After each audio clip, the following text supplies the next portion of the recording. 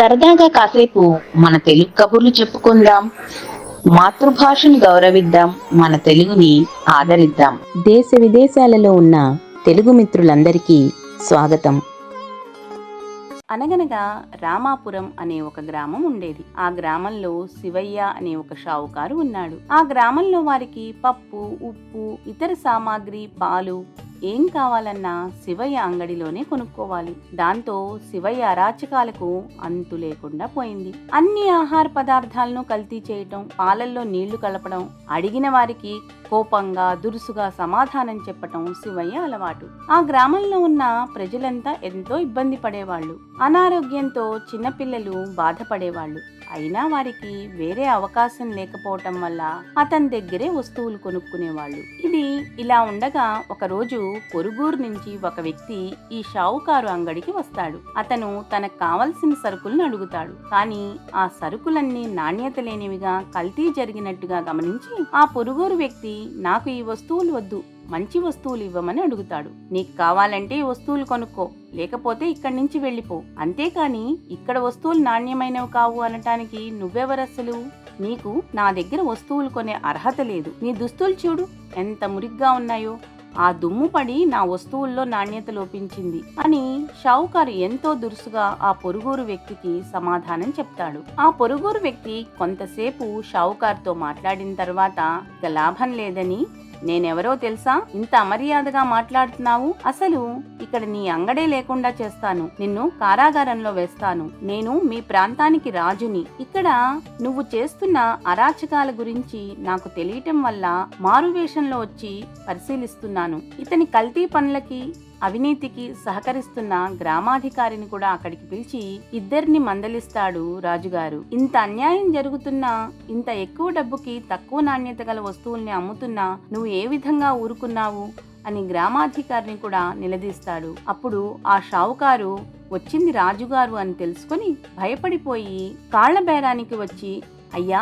నేను వస్తువుల్ని కల్తీ చేయటం లేదు. నాకు పొలం నుండి వచ్చేటప్పుడు రైతులే కల్తీ చేసి పంపిస్తున్నారు అని రాజుగారిని ప్రాధేయపడగా దానికి గ్రామాధికారి కూడా సమర్థిస్తాడు. సరే, ఆ విషయం వదిలేయ్, కానీ వచ్చిన వారితో ఆ విధంగా దురుసుగా మాట్లాడడం సరైంది కాదు కదా అని రాజు నిలదీస్తాడు. అప్పుడు రాజుగారితో, అయ్యా, నేను ఎప్పుడూ అందరితో మర్యాదగానే మాట్లాడతాను, కానీ 2 రోజుల నుంచి నాకేదో మాయదారి రోగం వచ్చింది. అందువలన ఆ వ్యాధి లక్షణాలతో కోపంగా దురుసుగా మీతో మాట్లాడాను. అంతేకాని నేను అందరితో ఎంతో ప్రేమగా ఉంటాను. కావాలంటే మీరు గ్రామస్తుల్ని విచారించండి అని అంటాడు. సరే, రాజుగారు కొంతసేపు ఆలోచించి, సాయంత్రం రచ్చబండ దగ్గర నీ గురించి ఈ గ్రామంలోని వారంతా మంచిగా చెప్తే నిన్ను వదిలేస్తాను, లేదా నీకు కారాగార శిక్ష తప్పదు అని రాజుగారు విశ్రాంతి తీసుకోవటానికి వెళ్తారు. అప్పుడు శివయ్య గ్రామంలోని అందరి దగ్గరకు వెళ్ళి అందరినీ పేరు పేరునా కలిసి వాళ్ల పాత బకాయిలను రద్దు చేస్తానని, తక్కువ ధరకే వస్తువులను అమ్ముతానని, కొంతకాలం పాలను ఉచితంగా అందచేస్తానని, ఈ విధంగా ఒక్కొక్కరికి ఒక్కొక్క రకంగా ప్రలోభపెట్టి గ్రామస్తులందరినీ తనకు అనుకూలంగా మార్చుకుంటారు. సాయంకాలం అందరూ రచ్చబండ దగ్గర సమావేశం అవుతారు. అప్పుడు రాజు గ్రామస్తులతో, మీరందరూ ఏ భయం లేకుండా షావుకారు చేస్తున్న అన్యాయాలను గురించి గనక చెప్తే నేను ఈ షావుకారుకు తగిన శిక్ష విధిస్తాను అని ప్రజలందరినీ అడుగుతారు. కానీ వారందరూ షావుకారు పెట్టిన ప్రలోభాలకు లోబడి ఎవ్వరూ కూడా షావుకారుకు వ్యతిరేకంగా చెప్పరు. ఎంతైనా ఒక ఊరి వారం కదా అని నిజాన్ని దాస్తారు. రాజుకి వారంతా అబద్ధం చెప్తున్నారని తెలుస్తూనే ఉంటుంది.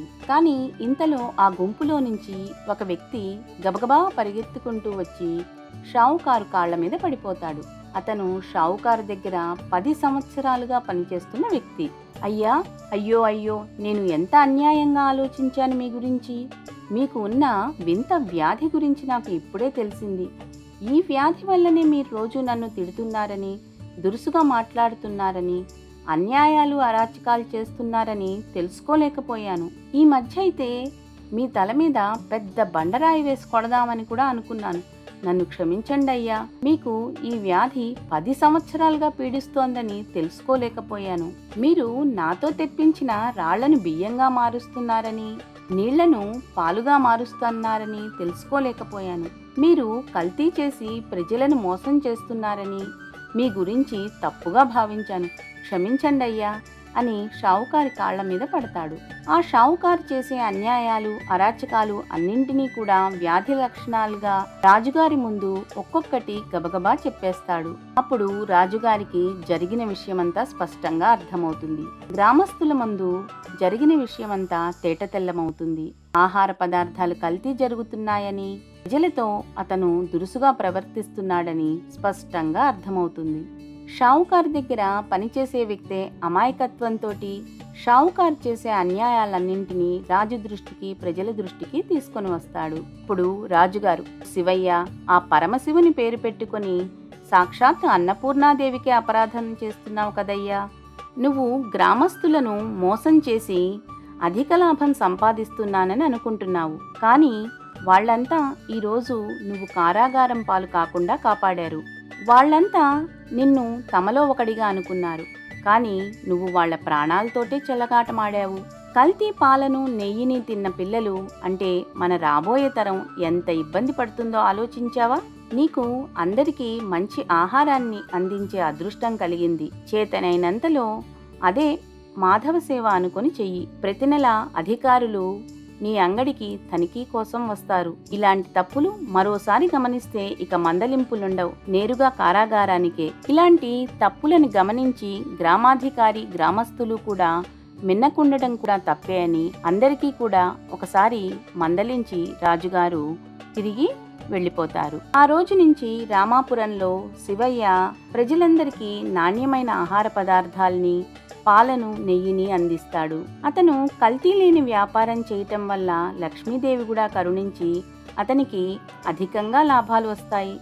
ఆ రోజు నుంచి రామాపురంలోని ప్రజలంతా ఆనందంగా, ఆరోగ్యంగా ఉంటారు. అందుకే అన్నం పరబ్రహ్మ స్వరూపం అంటారు. అందువలన తినే ఆహార పదార్థాలను లాభాపేక్షతో కల్తీ చేయకూడదు అని ఇందులో గ్రహించవలసిన నీతి.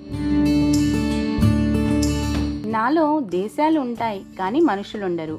సముద్రాలుంటాయి కానీ నీళ్లుండవు. రోడ్లుంటాయి కానీ వాహనాలుండవు. నేనెవరో చెప్పుకోండి చూద్దాం.